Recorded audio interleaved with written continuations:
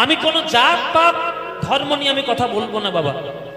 শোনো রে মানুষ ভাই, সবার উপরে কি মানুষ সত্য, তাহার উপরে নয়। আগে মানুষ হও, তারপরে দাড়ি রাখবে, তারপরে মাথায় শিখা রাখবে। আগে মানুষ হও। মানুষই হতে পারলে না আর তুমি শুধু দ্বন্দ্ব করে বেড়াচ্ছ, তোমার থাকার থেকে জগতে না থাকাই ভালো। আগাছা বনে জঙ্গলে যত না থাকবে তত ভালো গাছের জন্য উপকারী।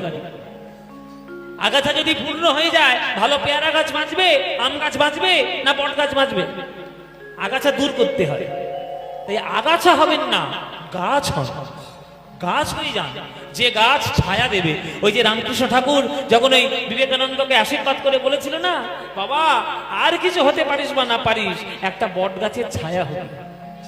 তোর গাছের তলায় এসে লোকে ছায়া নেবে, তোর ডালে এসে পাখিগুলো বসবে, একটু বট ফল খাবে, তারা একটু উদর পরিপূর্ণ করবে। ওই বট গাছ হন বাবা, জাতপাতের বিচার করবেন না।